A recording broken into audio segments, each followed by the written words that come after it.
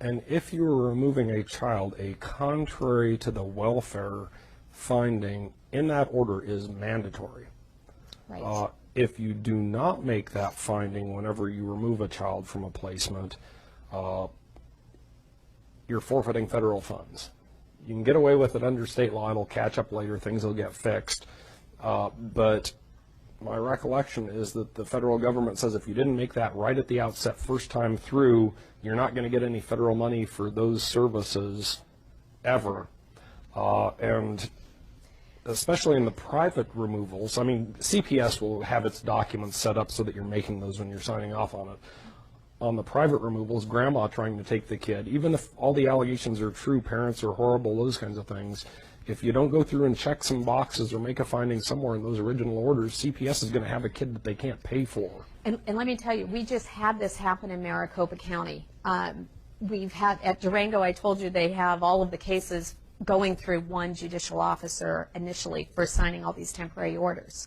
A petition was filed by DES, and they did an in-home petition. And they thought they had good cause for making this an in-home. So the child was not removed from the home that the child had been placed in. By the way, this was a 15-year-old mother who herself was a ward and was in a foster care situation, okay?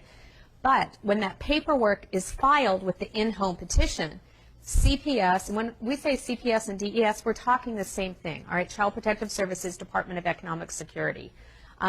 They are represented by the AG's office, and you guys have told me today already that with the petition, they send over their temporary orders. In those temporary orders, they are designed for the in-home or the out-of. The judicial officer who read the petition thought, no way in-home, crossed off in-home, wrote out-of-home. But that, contrary to the Welfare Act finding, was not made. CPS is obligated, pursuant to that court order, to go in and remove the child. And right now, we're doing some backpedaling to set aside those orders so that that funding can attach to that baby and that. So anyways, if you are going to play with the paperwork that they're sending over for you because you think this child's at risk, make sure you have your staff call the AG's office and get out-of-home temporary orders put together so that you are making all the right findings or orders. Or if in doubt, call one of us and we'll walk you through it. What happens, the question is, when a majority of the removal team under 8-822 doesn't agree with the removal? Is the remedy to dismiss the dependency, those kinds of things? CPS is refusing to return the children. Yeah, and my answer is no. And the reason is that there are two ways to remove a child. CPS can go in and grab them. They've got to be able to do that or people get hurt.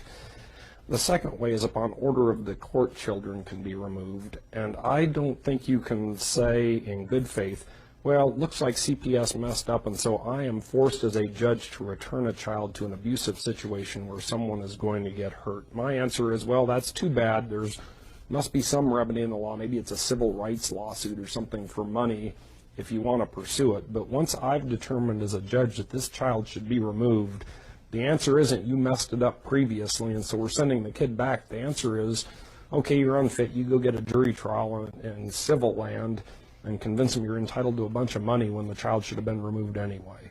I would not return that child if, having gotten everyone in front of me, I determined the child should be removed. I just wouldn't do it.